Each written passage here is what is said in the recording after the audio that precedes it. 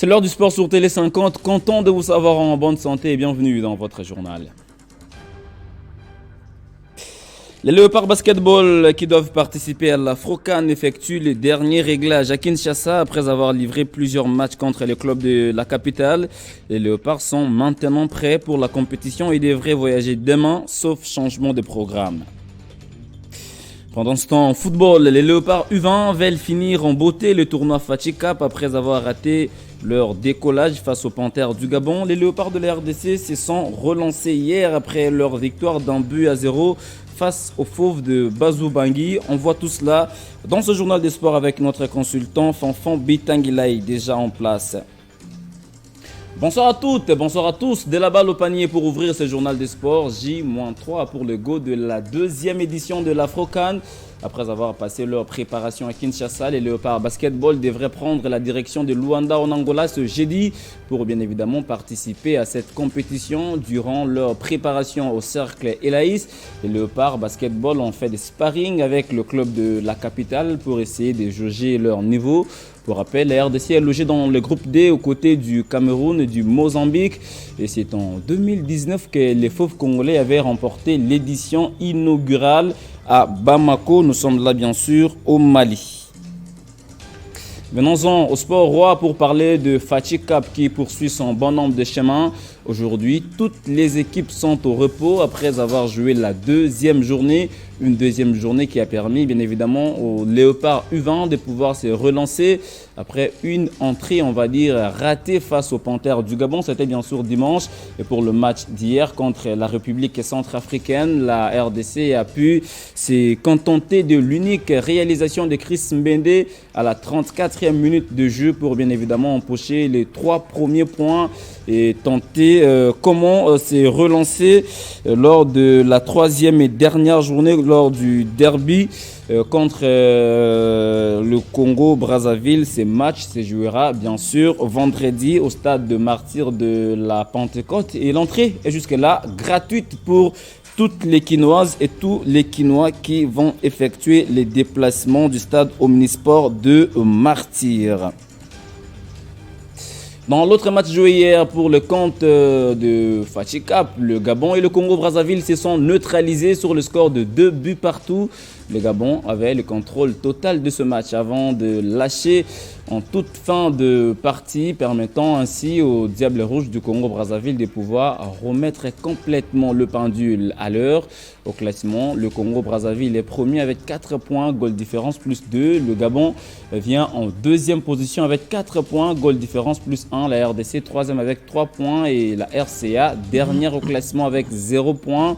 Lors de la dernière journée, la RDC croisera le bottine avec le Congo-Brazzaville. Le Gabon va se mesurer à la RCA. On va revenir sur la réaction de Guy Boukassa pour écouter comment est-ce qu'il compte aborder ce match contre le Diable Rouge du Congo-Brazzaville. C'était bien sûr après le succès face à la RCA. On va essayer d'aborder le prochain match comme on a fait avec celui-ci. On n'a aucune pression sur nous, on a trébuché lors du premier match.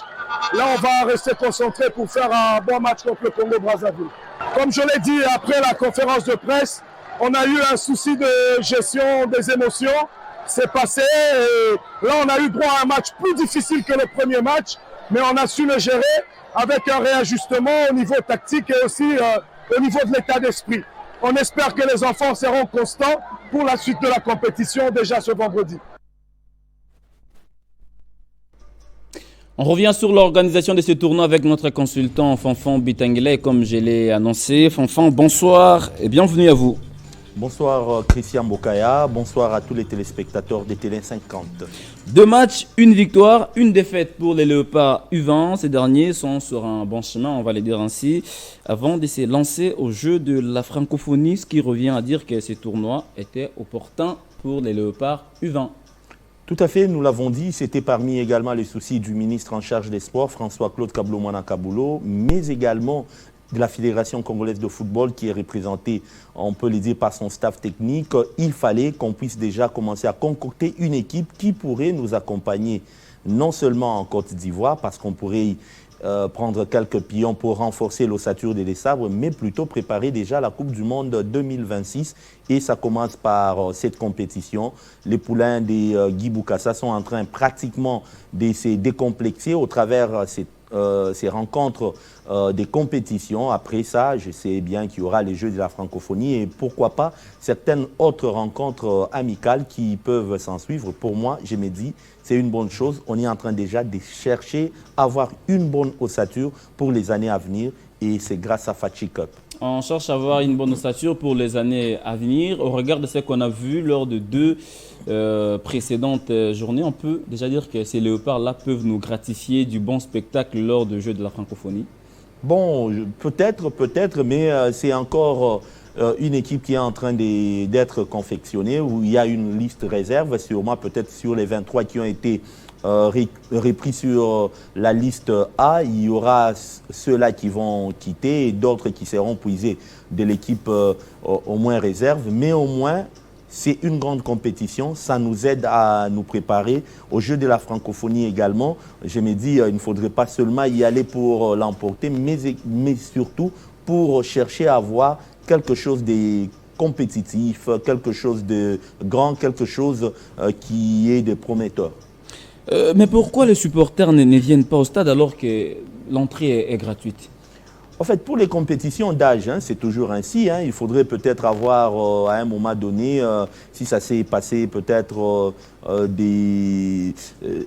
niveau d'une phase, comment je peux dire, finale, quart de finale, demi-finale, et peut-être s'il y avait une finale, voir même le pays organisateur être là. Mais le premier jour, vous savez que beaucoup de gens sont venus les samedis. Ils ont été découragés du fait que le Gabon n'était pas là.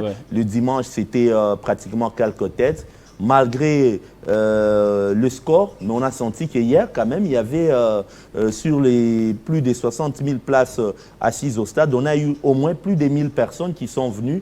Et même pour les phases finales des grandes compétitions, c'est très rare de voir un public un tout petit peu costaud dans des rencontres. Mais déjà là, je me dis que c'est une bonne chose avec la victoire d'hier. Et également, il faudrait savoir que pour, par exemple, hier, si c'était un week-end, on pouvait encore avoir plus des gens, malgré que c'était très douteux le dimanche dernier. Les gens pensaient que le Gabon n'est pas encore là, malgré que la presse a poussé. La presse fait son boulot. Il y a également cette crainte des parents. Mais je pense que ils ont vu les images, c'est également à la presse de faire voir les images où les jeunes gens sont venus. On a vu des enfants de moins de 10 ans entrer et sortir non inquiétés. Et le stade est sécurisant et nous venons une fois de plus inviter les parents, les jeunes gens à venir nombreux pour encourager la République démocratique du Congo. Ça sera lors de la dernière journée face au Congo d'en face. Un match alléchant qu'on devra en tout cas suivre de près. Et il n'est pas encore tard pour que les supporters se rendent au stade Martyrs de la Pentecôte pour voir comment est-ce que les léopards U20 vont se produire. Merci Fanfan d'avoir accepté notre invitation, surtout d'avoir répondu à nos questions. Je vous remercie. Une fois de plus, l'entrée est gratuite, la sécurité est bien faite. Il y a le colonel Charlie Kabea et toute son équipe qui sont là. Donc, amenez vos enfants, venez, ça sera au coup de 18h30 le vendredi prochain. RDC contre Congo-Brazza. Le rendez-vous est pris sur le continent. L'Égypte et le Maroc vont s'affronter ce samedi en finale de la Coupe d'Afrique des Nations des moins de 23 ans. Hier, les pharaons d'Égypte ont éliminé en demi-finale la Guinée dans la deuxième demi-finale. Le Maroc, pays organisateur, comme on peut bien voir sur ces images, a difficilement éliminé les Aiglons du Mali après la séance des tirs au but au temps réglementaire. Les scores étaient d'un but partout. On rappelle que l'Égypte est le tenant du titre et devra bien sûr défendre son trophée face au pays organisateur qui va certainement se produire devant son public. Le FC Céleste, qui participait pour la première fois en Ligue 1, a tenu son assemblée générale ordinaire à Kinshasa pour évaluer la saison 2022-2023 afin de bien s'élancer à la saison qui pointe à l'horizon. Retour sur cette assemblée dans ses commentaires, signé Nathalie Okomposo. Comme il en est des traditions à la fin de chaque saison sportive, Céleste Football Club n'a pas dérogé à la règle.